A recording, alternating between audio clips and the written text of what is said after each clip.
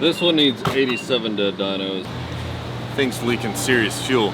So quick update as to what's going on. On Wednesday, I talked about how I was going out of town for my sister's graduation.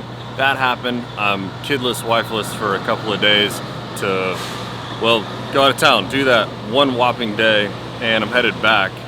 But kind of an eventful, crappy day. I wanted to be on the bike, but I knew the weather was gonna be bad, and it is, like, off and on, like major bad showers. There was an accident, so I took a detour, but then I was running out of gas. Now I'm here. Well, so today, it's first Q&A ever. Bonus video Saturday. Hi, how may I take your order? Yes, I do a number 6, please. Thank you. You're welcome. Yes. Good, how are you?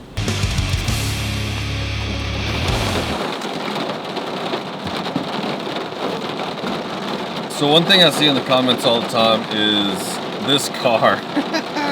My little high school girl car. You probably can't barely even hear me. This might not even work because of the rain that's currently happening. See all this? Yeah, that would be why the accident happened earlier, I'm guessing. This car. I don't like this car. I hate this car. I would rather have a truck or a Jeep or something cool. But I also like having 2 motorcycles. So, comment section can make fun of my car all they want. I got two motorcycles, and I like it. So I'm gonna eat my lunch, look up some more questions for you guys, and we'll have a video in order.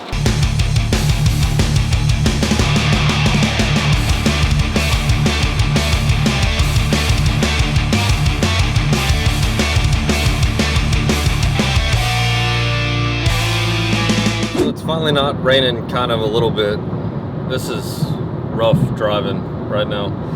This is like the turn down your radio so that you can concentrate harder on the road because it's insane. But anyway, I just realized too, I don't even know if my intro, like if I said everything I'm supposed to. Like obviously on this channel, if you want to learn more about Harley Davidson, you should hit the subscribe button. Like, did I remember to say? I don't know. Kind of off my game a little bit. But vacation has been good. I slept great for the first time in a long time. But anyway, I went through some emails before I started driving, obviously, because using your phone and driving is not safe. And I realized I've got a handful over the last few weeks, a continued theme of mid controls versus forward controls on the 2018 Softails. Why don't they make them? How do you get them? All that stuff. Well, I think that to come out with an entirely new model line, they probably had enough parts produced to make the models.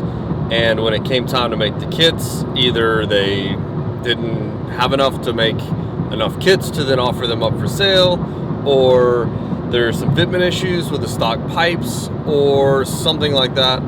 I do know though that I've taken a 2018 Softail Slim and put 2018 Fat Bob type rider controls up front, you know, so from foot board to foot peg. The fitment went well, there was no issues. I think the most common ones I'm seeing are for Street Bob. The Street Bob and the Lowrider both have mid controls, but having forward control, that's like Harley rider triangle. If you don't know what a rider triangle is, hands on handlebars, butt on seat, feet on peg. That's just like the Harley Classic Cruiser shape. So yeah, you can get them. You just have to piece together every part needed to make it work. Clevis pins, actual foot peg support, the foot pegs, if they're different. It's kind of a trial and error going through the parts catalog and selecting which parts you already have for your mid controls, which parts you would need to have to make them forwards. All right, it started raining again, which means my audio is probably even more jacked up than just the noise from this crappy car that's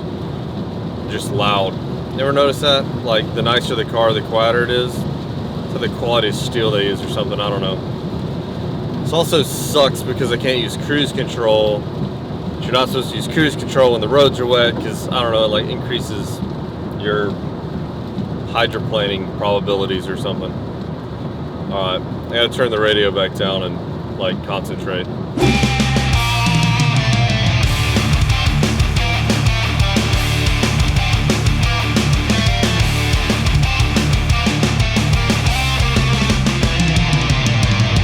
Rain, no rain, sunglasses on, sunglasses off.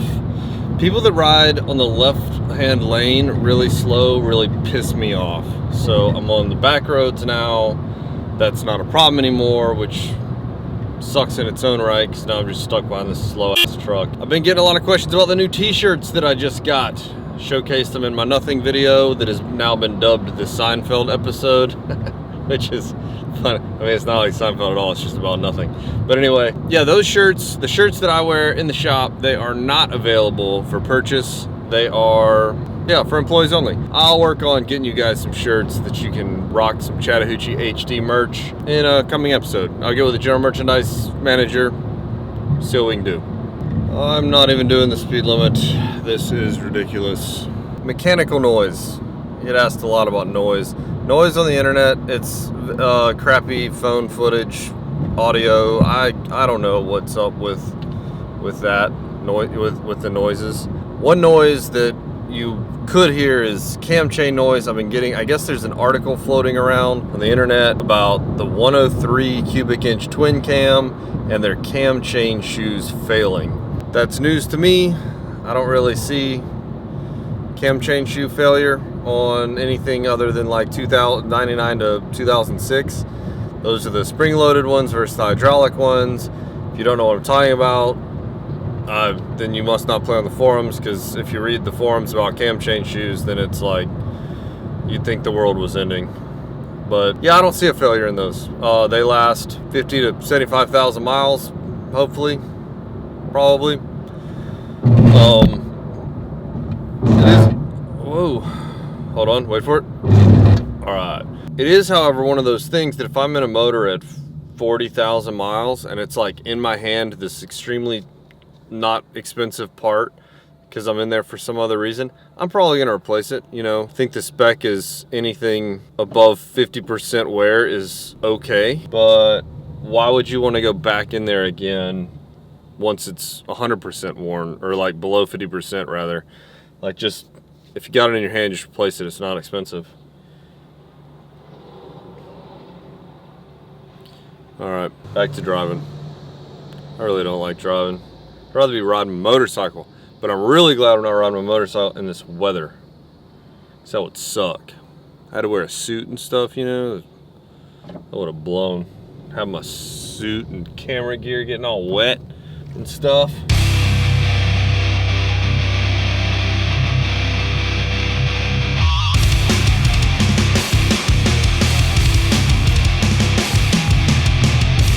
Driving makes me really tired. That monster did me no good. That guy even offered me up 2 of them because they were on special. These are on sale too for $4, man. I didn't think I wanted to drink 2 monsters today, so I declined. I'll drink 2 of them. Now I regret it. I find a place to pull over and I'll walk around a little bit.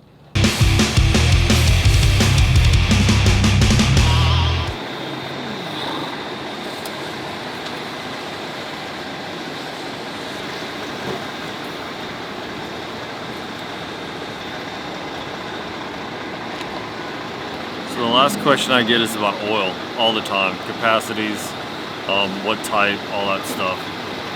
And quite frankly,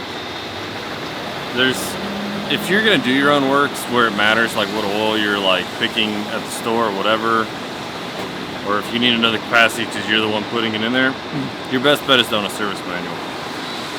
I understand that it's expensive, but the reality is that's what insurance is, to whether or not you're doing the job right.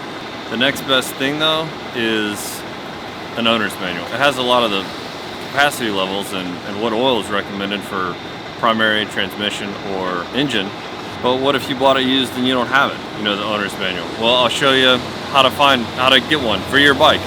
So you got to go to Harley Davidson's website. I'll show you.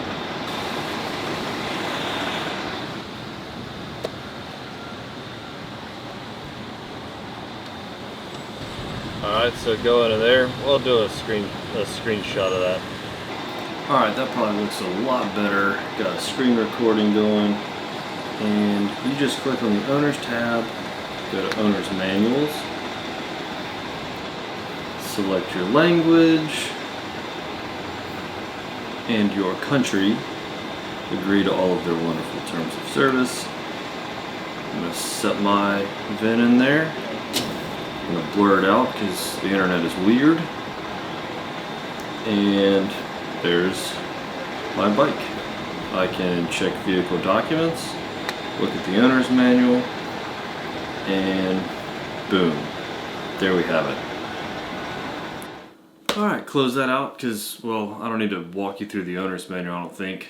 But this is especially helpful for, say, subscriber Ed, who just asked me about changing his PIN number on his 2013 Fat Boy, you know, the security PIN. I don't know how to do that without the shop computer. Because I have a shop computer, I don't need to know how to do it, you know, in your garage. It's way easier to do on the shop computer. How many times am I going to say shop computer? Anyway, my point is, there's a lot of information in the owner's manual. For Ed, he can probably check there. If you need to know, you can check there and see. Yeah, obviously, I made it home, safe and sound. That's worth a frosty beverage, if I've ever heard of one. So, this is the first Q&A episode. I'm really glad I didn't ride my bike down there. I'd have had a lot of camera gear get destroyed. My suit would have been wet, but I really would have liked to have been on a motorcycle instead of that teenage girl's car that I was in. If you like this video, give it a big dirty thumbs up. If you want to see more content like this, make sure to hit that subscribe button, tap the bell notification, and I'll see you guys in the next one. I don't think I couldn't.